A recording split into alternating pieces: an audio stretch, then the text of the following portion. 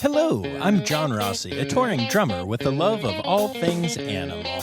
When I'm on the road, I visit as many zoos, aquariums... Hey, wait a minute. What's going on? Hey, what's going on there? Hello? Hello? Hello? We interrupt your regularly scheduled program to bring you Rossifari Zoo news. News you can use from the world of zoos and conservation. Every week, we bring you breaking news and analysis from around the globe, featuring the animals you love and the people who care for them. And here's your anchorman, John Rossi.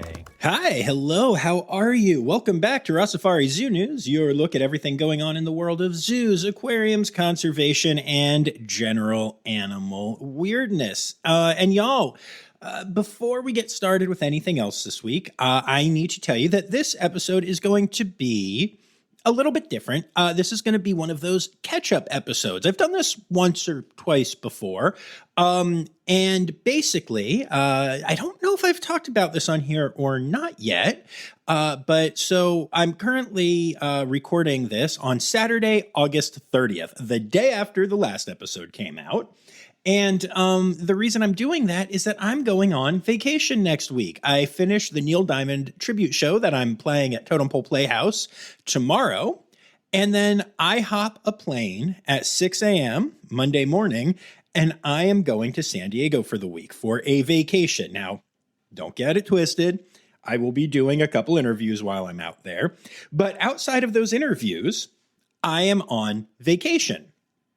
And the thing is, yes, I travel all the time, but it's always for work. And this year has been one of the most insanely intense years that I have ever had. I've been traveling constantly. I've been playing constantly. It's been great. It's been lovely. But y'all, it's been a lot. And so I am taking a trip to San Diego, and it's going to be a true vacation. Now, you know, I got to admit, I don't have a lot of time carved out for this, right? So I'm flying out roughly, 12, 14 hours after I finish a show. I'll be on a plane. And then I will get home a week from Monday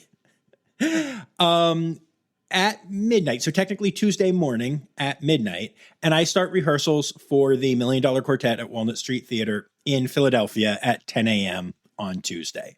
So at some point, either late that night or early the next morning, I'm going to drive to Philadelphia and then with way too little sleep, start my next work adventure. So yeah, again, we're not taking a huge break, but this week is going to be a really nice break.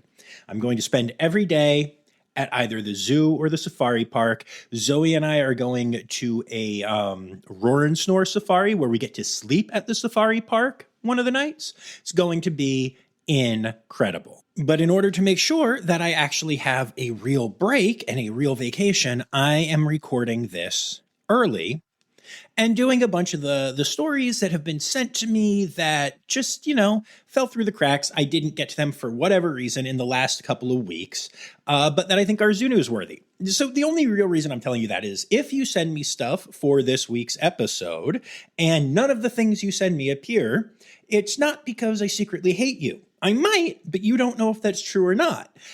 I'm kidding. I love all of you. But it might be in next week's episode. Who knows? It might be in our next catch-up episode. So keep sending stuff, But yeah, if you don't hear anything that you sent me, that is why. And then next week's episode will be kind of a combination of the two previous weeks. So yeah, I am really excited to spend all of my time at the zoo and the safari park. The interviews that I have lined up for y'all are absolutely incredible. And yes, San Diego's my favorite place in the country. And last year was the first year in a while that I didn't get out there. So I'm really excited to return to California and specifically San Diego. And I think you can tell that because I'm literally just rambling on about how excited I am about going to San Diego and California. It's not even just because of the zoo. I love it. They even have my favorite coffee out there. If you've ever heard of Phil's Coffee, incredible. If you're ever out in California, especially San Diego, that's where most of them are, get Phil's coffee. Okay, so with all of that said, this is Rossifari Zoo News. Quick reminder that you can always tag me in things on the socials at Rossifari, Rossifari Pod on TikTok, or email me stories at rossifaripod@gmail.com. And I'll say your name at the end of the episode, and you'll get that nice little, thrill for a moment. So I guess it's time for me to stop rambling on and saying San Diego over and over and over and over again. And let's get to it. San Diego.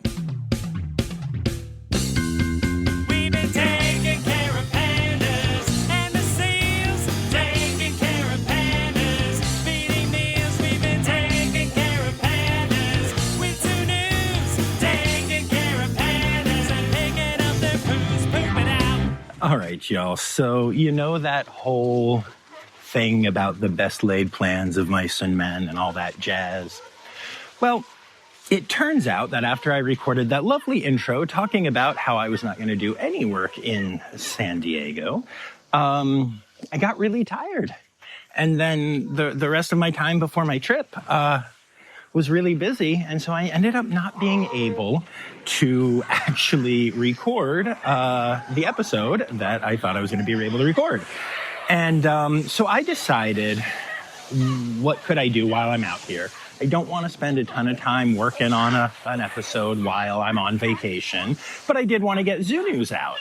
And so this morning, Thursday morning, the day before the episode comes out, I decided to do an early morning trip to La Jolla Cove. Now, if you don't know, La Jolla Cove, well, if you don't know, you can hear, I'm sure, but La Jolla Cove is where sea lions gather in an area that you can go and see them, and used to be able to get up kind of close, but the problem is people got up too close, and so now this area is closed.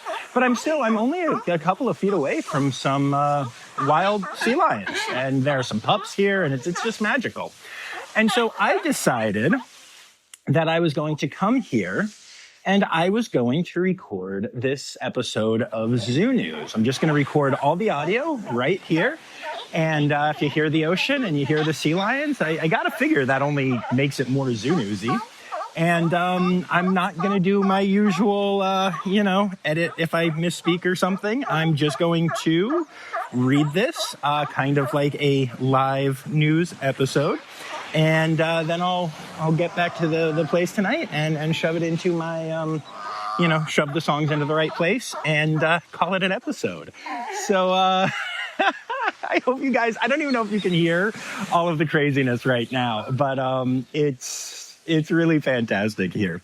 And I'm still going to do the script that I wrote, so it's still going to be a catch-up episode. But before I get to that, we obviously have a couple things, since I'm here now, that I can talk about that happened recently, including the fact, if you haven't seen this on my socials for some reason, go check it out, because a baby okapi was born at the San Diego Zoo on Thursday night at 8 p.m. And I got to see it on Friday at about 11 a.m. And there's video, and I took some pictures that I'll post eventually. And it's just a really great opportunity to, oh, there's a sea lion fight. But it's a really great opportunity to see a baby okapi, like just born, wobbly legs, the whole thing. It's really adorable. And then yesterday, our friends at Roger Williams Park Zoo announced the birth of 2 red panda cubs.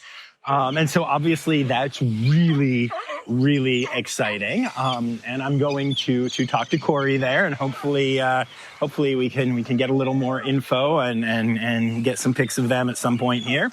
And that's not all, but my home zoo, which weirdly I've never really connected with for the podcast. I also don't really try very much because I'm always there, so whatever. But I need to do this because they have a red panda cub now that they've announced as well.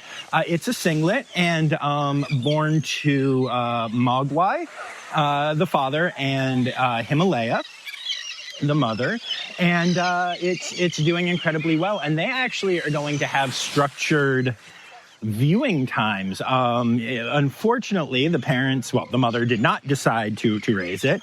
Himalaya was not digging that vibe. And so it's being hand reared. And as such, the staff's doing a very good job. The team's doing well. But they've decided to make it so that for, I think, an hour or two every day, I don't have the info in front of me right now. I'm shooting from the hip here. But you can go and you can see a baby red panda at the Buffalo Zoo. And that's really exciting. Okay, birds. Okay, hey, even the birds are excited about the baby red panda that's 2,200 miles away. So exciting, kind of current news. And then with that said, that brings us to our, the scripted thing, the thing that I had originally written. Actually, I lied. Totally lied to you just now. There's one more thing that I wanted to talk about. So y'all know that I'm out in San Diego and I've been spending every day at the zoo or the safari park or both. And the elephant area at the safari park is currently closed because they are doing a ton of construction there. They're making the habitat much larger and their viewing areas better, and they're doing all the things, and it's going to be fantastic for the elephants and humans. But instead of completely closing it down so that you can't see elephants at the safari park, they have this thing where you can go and do a little free walking tour down and see some of the elephants with a guide. It's you get 10 minutes with the elephants or so. Good opportunity to get a couple pictures, see some cuteness, and not completely lose seeing the elephants, which is cool. However, I need to mention it not because of the elephants, which, like, yay elephants, but because the guide that I had with the group that I went down to see was named Abby. And I just want to give a shout out to Abby. I actually made sure to talk to her team lead to say how great of a job she did. But she was so improvisational and she was so fantastic in how she talked about things, and her passion every word just was filled with passion. And I don't know, she's the type of person that, as somebody who gets to do this stuff all the time and sees people doing this job and doing it well all the time, still really stood out to me. So I wanted to take the time to give Abby at the San Diego Zoo Safari Park a major shout out for being just an awesome conservation educator, communicator, and honestly just a person who lets her passions shine. I just wanted to do that. Okay, and with that said, that now does bring us to our scripted stuff. And there was no headline story this week, but so we're going to start with our birds. The North Florida Wildlife Center has welcomed a Saurus crane chick with a twist. The little one is being raised by a hen. This decision was made after the crane's parents were unable to raise the little bird properly, and the center didn't want it to imprint on humans. They introduced the chick to a sweet hen who instantly took to mothering the little one, and now the duo is adorably inseparable. Props to the team at the center for coming up with this unique foster situation. Central Florida Zoo has announced the birth of Fossa, Foosh pups. That would make them fossilets, fooslets, or, well, fooslets, because foos and foosh. Anyway, man, I wish I could get to the zoo to see these little ones, as that is a rare birth. So congrats to the team on the successful birth, and congrats to the mom for doing a great job of raising the little ones so far. I know that the SSP in particular is very passionate about every Foosh birth and loves to celebrate, and it's one of the more connected groups of like animal keepers that I've seen, like of a species from different facilities, and so there's a lot of excitement about this one. All right, next up, the Kansas City Zoo has announced the birth of a potato. Wait. Oh, that's not a potato. It is a baby rock hyrax. The little one, born to mom Idaho and dad Perseus, has been named Cappy, which is inspired by the scientific name of the species, Procavia capensis. The little one is already out in the habitat with mom and dad and is doing quite well. Lincoln Children's Zoo has welcomed a prehensile-tailed porcupine to the family. The baby, which is called a porcupet, though I still like porklet, is the first ever to be born at the zoo and was born to mom Nora and dad Renzo. The animals are doing well, but won't be able to be seen by most guests as they are ambassador animals that, live behind the scenes. Fortunately, Lincoln Children's Zoo will be updating the public about the little on their socials. 2 Amur leopard cubs have been born at the St. Louis Zoo. This is the second litter for parents Dot and Samson, and Dot is doing a great job taking care of the little ones in her indoor maternity den. The cubs will make their debut in a few months, and I cannot wait to see them. I gotta tell y'all, if you have not seen Amur leopard cubs, all baby animals are cute, and baby cats are, really ridiculously cute. But I think Amur leopard cubs might be the cutest baby animals I've, ever seen. It's up there with, snow leopards. And then last but not least, 8 Socorro dove chicks recently hatched at the Chester Zoo. Now, this is a species that has been extinct in the wild since the 1970s, and the total population in human care in the whole world is around 200. There are 200 left, none in the wild. So every birth is hugely important, and there is obviously talk about trying to reintroduce the species and everything. But a lot of things, have to happen first.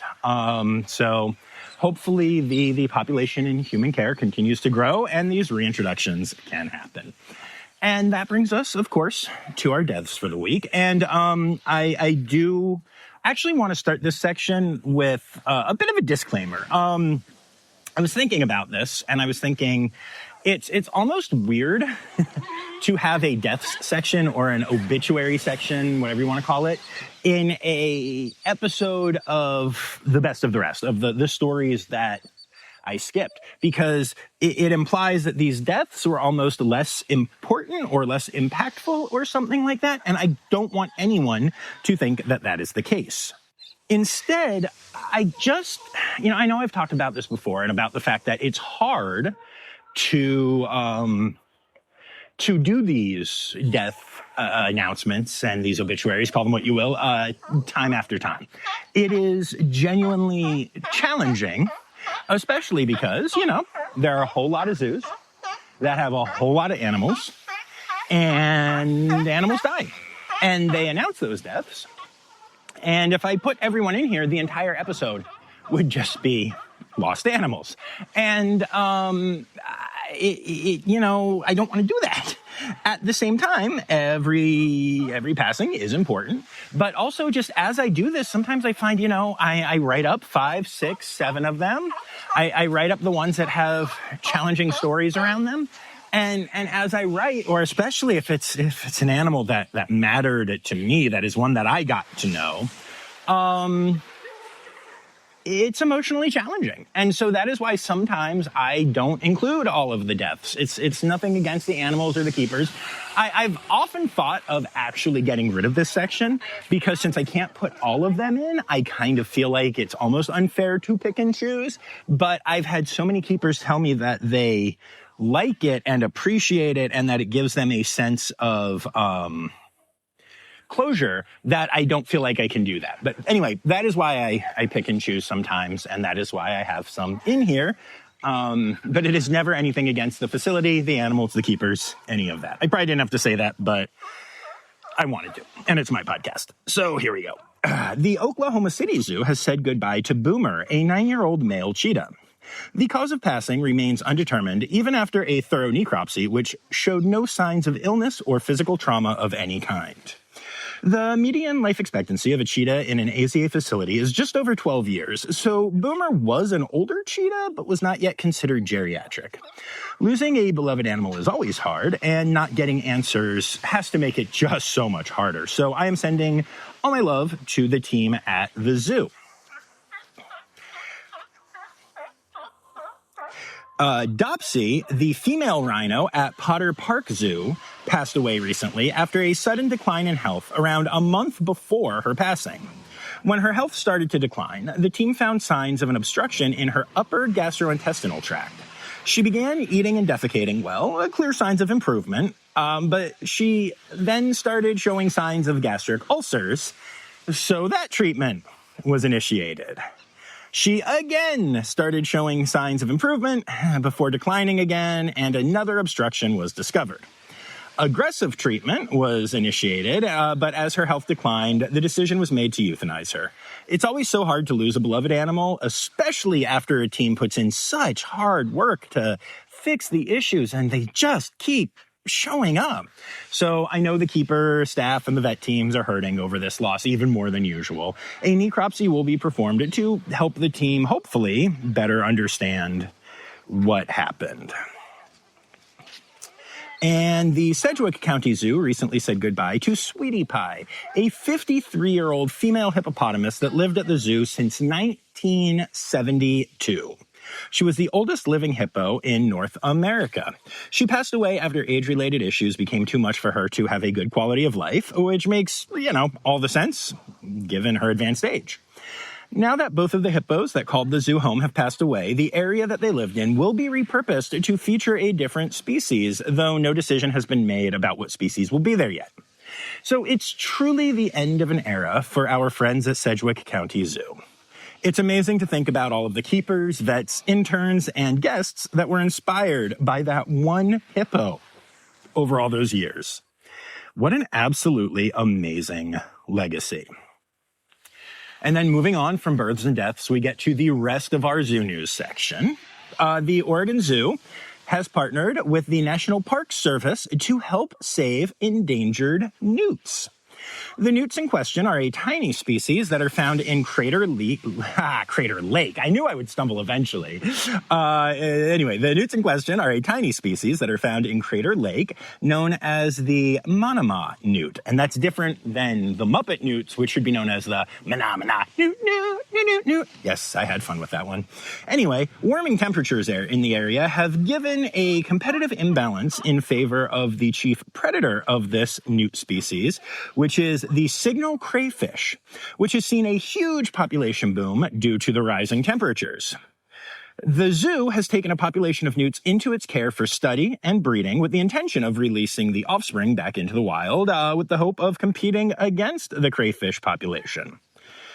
Another interesting aspect of the conservation plan is working to convince the government to help fight the growth of the crayfish population because it is throwing the entire ecosystem out of whack. It's estimated that crayfish will cover the entire shoreline of the lake within 2 years, and that their consumption of the plankton in the lake will become so problematic that it will actually change the color of the lake, which is a brilliant blue because of the plankton in question. If this happens, it is believed that tourism will slow down to the area. So this doesn't just matter for ecological reasons, but also for tourism dollars, which may help convince the government to take steps to limit the crayfish population. And I find this to be such a fascinating discussion because this isn't an invasive species that we're talking about here. I think the lines are a lot less clear when the species that is causing another species to die off isn't invasive. Because sometimes, frequently, that happens even without any human intervention-y type stuff. The problems in this ecosystem, the unfair competitive balance, are being caused by human-made climate change, but it's like a step removed from what you normally see in a situation like this, which is, directly, invasive species that humans brought in and they're killing animals and stuff. This is a native species. So you have to work on the idea of limiting population growth while also not completely killing it off because it is part of the ecosystem there. And, it's just a really interesting discussion. And honestly, I don't see a lot of stories like this that deal with that particular type of thing, but I do think they will become more prevalent as climate change continues to rear its ugly head. Okay, so I want to start this next story, especially since I'm out here in San Diego right now, by saying that I love SeaWorld. Most of you that listen already know that, but I just want to preface this story by saying that Blackfish has largely been proven to be manipulative and false, and the great work SeaWorld does with rescues and rehabilitation is amazing. Plus, their parks inspire a love and wonder of the natural world in a way that is different than most zoos and aquariums, and I always love seeing that kind of thing. That being said, they do seem to struggle with bad PR moments more than most, and they are currently under fire again. The state of Florida gave SeaWorld Abu Dhabi a permit to capture a large manta ray from the waters off the Florida coast for display at the relatively new park, which opened in 2023. The animal in question was perfectly healthy, and manta rays are an endangered species, so this is not a good look. Taking an endangered animal out of the ocean purely for display purposes is a bad look, and there is video of the capture circulating online. It is not pretty. It does not look like there were many welfare concerns taken into consideration. It's actually a hard video to watch. I do have to take the time to mention here that SeaWorld itself does not own this park, as it is owned by Abu Dhabi-based asset management company Miral, and the name is licensed from SeaWorld. But still, the fallout from this hasn't seemed to be quite as bad as some of the other stuff the company has put up with, but it is not good, especially for a company that never seems to fully get away from having a black eye in the public relations world.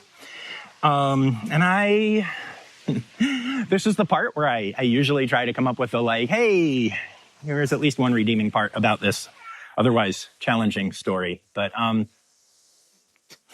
don't have one. I'm opposed to this action. I wish I hadn't seen the capture, and I don't really think there is any way to defend the decision of pulling an endangered animal out of its natural habitat solely for display purposes, even valuing the educational aspect of displaying animals at zoos and aquariums.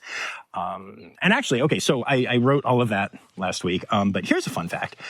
Since the story is from a little while ago, I got to the end of all of that and writing that and decided to hop back online to see if there were any updates or a response from the park, or I was really hoping there would be a response from the actual SeaWorld basically saying hey, this wasn't us.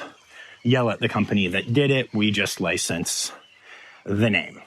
And so I was looking for updates, and I found updates, but an update, but it wasn't what I was looking for. So it actually turns out that they took 2 manta rays out of the water, but one died a week after it was taken out of the ocean. Nothing good to say about this other than, I guess, like I said, another reminder that, hey, at least it wasn't SeaWorld. And if you're going to license your name, you're going to get the press that goes along with it, as most people are not going to research the ownership of a park. And I do need to point out that, at this time, SeaWorld Abu Dhabi is accredited by the Alliance of Marine Mammal Parks and Aquariums, AMMPA, the Association of Zoos and Aquariums, the AZA, and Global Humane. So I would like to hear all of those organizations address this topic and do a thorough investigation into what happened here. I am not a huge fan of ending stories on super sad notes. So I'm going to share something funny just as a palate cleanser. I'm not making fun of the situation. I don't have a joke about the manta ray that died or the one that was captured and it looked bad. All of this is sucky, and I hate even having to say it. But I do have to tell you this story. Okay, so the official location of the park is Yas Island, Abu Dhabi. And when I went to the park's website, it says SeaWorld Yas on it, YAS. And I 100% thought this was some weird marketing decision they'd made, like SeaWorld Yes, before understanding why it was called that. So you're welcome. Your host is kind of an idiot. And then our final story in Zoo News this week, and on a much happier note, is New York Aquarium has installed a sea otter cam. And you can log in by following a link on their social profiles to see these sea otters any time between 10 a.m. and 4 p.m. Eastern. Sea otters on demand? Yes! See what I did there? Anyway, and that brings us to... Stereotypical animal podcast theme song. Here to bring you to conservation news. All right, some good, albeit possibly temporary news about the Trump administration's attempt to open the largest marine sanctuary in the U.S. to fishing and mining, which we talked about on here a few weeks ago. A federal judge has blocked the move, rightly calling it illegal.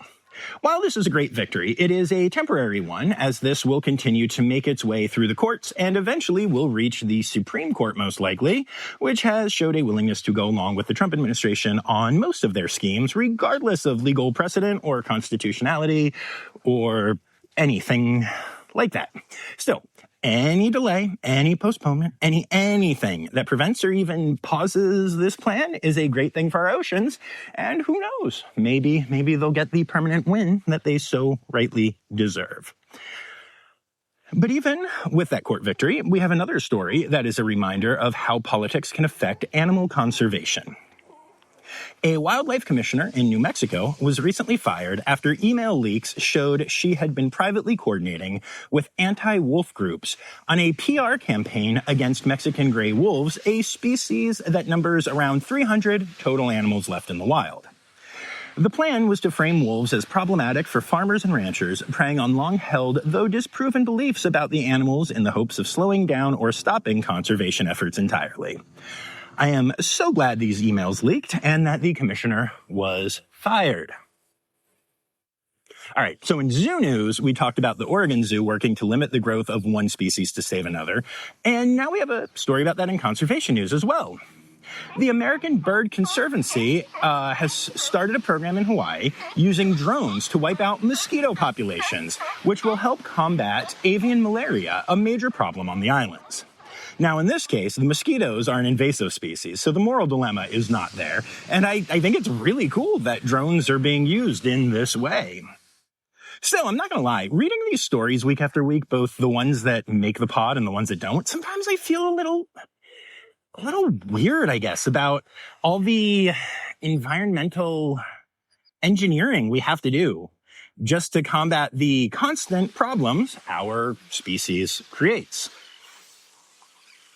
Speaking of which, and this is actually another project I love, the government of Queensland, Australia started a project to help save northern hairy-nosed wombats last year and are already seeing a ton of success. Members of the species, which was once down to 35 members in the wild, are being translocated to protected areas in Paurana State Forest, to areas with predator-proof fencing in particular, in order to help the wombats be safe as they build dens and grow the population. So far, the effort is working, as joeys have been seen amongst the animals that have been translocated already. So, yay, population growth. Woo! And last but not least, in conservation news, our friends at Cheetah Conservation Fund have shown up for cheetahs in need again. 10 cheetah cubs, held in horrible conditions since birth and being raised for the international wildlife trade markets, have been rescued in Somaliland, a breakaway region of Somalia that isn't officially recognized internationally, but where CCF has an impressive presence. Miraculously, all 10 cubs were found in stable condition, despite being undernourished and limping due to being tied together by their legs by the people holding them. Gross. The people who were holding the cubs have been arrested, and all 10 cubs have been transferred to CCF, where the team is obviously taking incredible care of them. And that brings us to...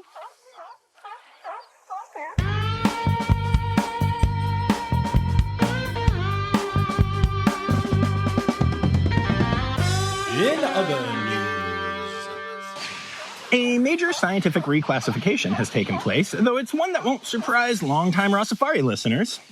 Back when Steph Fennessy of the Giraffe Conservation Foundation was on the podcast, she mentioned that a lot of research, as well as the field experience of a lot of people in the actual field in Africa, seemed to be pointing to the fact that there were 4 different species of giraffe. This isn't just the discovery of a new species or something like that. For a long time, the taxonomic community has classified giraffes as one species with 9 subspecies. Now, after the IUCN Species Survival Commission's Giraffe and Okapi Specialist Group Taxonomic Task Force did a full taxonomic review, they have officially recognized the 4th species of giraffe, or the 4 species of giraffes, rather. This reclassification will guide future IUCN Red List assessments and influence conservation initiatives aimed at saving all of the species of giraffes. On a side note, holy crap, that is a really long name for a group. The full acronym would be IUCNSSCGAOSGTTF. And then this story is one of those stories I had to look into because it just seems so completely unreal, but it is apparently true. A study has been released in the journal Acta Tropica that finds that mosquitoes are repelled by a song. The song in question is Scary Monsters and Nice Sprites, and it's a dubstep song by the artist Skrillex. The study showed that mosquitoes that were exposed to the song delayed their attacks on hosts, fed less, and even mated less often. The scientists believe that the combination of high and low frequencies in the song, coupled with a lack of a recognizable melodic pattern, disrupted the behaviors of the bugs in question. I find this fascinating, and I'm also, so curious about just so much of this. How did they stumble upon this fact? Did they try other songs? How did they know it was this song? It's so weird. I have so many questions. But also, as a musician, I can't help but feel a little bad for Skrillex. None of those descriptors about his song are what an artist wants to be called out for. Yeah, especially the leads to less mating behavior thing. Still, what a fascinating study. Oh, animal holidays. Animal holidays. Hey! All right, so September is Save the Tiger Month and Save the Koala Month. And then for your individual holidays, the 6th is National Hummingbird Day and International Vulture Awareness Day. The 7th is International Manatee Day and Threatened Species Day. And it also starts Slow Loris Outreach Week, which is known by the acronym SLOW, SLOW, which is both brilliant and, frankly, a much better acronym than IUCN SSCGAOSGTTF. And then the 8th is Iguana Awareness Day. And those are your animal holidays for the week.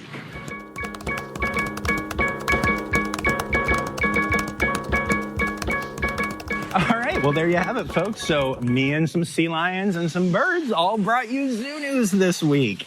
And you got to hear what it's like when I record because this was all literally done in one take. I'm better at this than I realized, honestly. I thought this would go much worse. I do want to take a moment to say thank you to all of my patrons, especially my Red Panda level patrons, Dr. Laura Schenk, Dr. Stephen Williamson, Barbara Bennett, Jenny Owens, Melissa Reed, Carrie Kirkpatrick, John Lewis, who is also here for stickers, Kevin Williams, and Cormac McMuffin. And I'd like to thank everyone who sent in stories this week, including Anya Keene, Colleen Linehan, Kim Cooley-Croninger, Carrie Kirkpatrick, Kevin Williams, Emily Rockbuck, Anna McEachran, Miles Rossi, Lizard Dunlevy, Maddie Patz, Ken Tryon, Dr. Laura Schenk, Holly Page, Crystal Chapman. Oh, I don't have the recording for this, so I'm just going to go. Ellie Malensky, Kay Malensky, the Malenskys.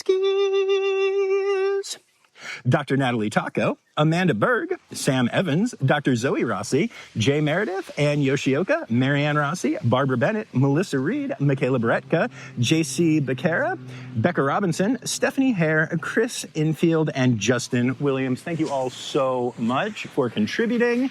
And yeah, we'll be back here. Not literally here. I'll be in Philadelphia.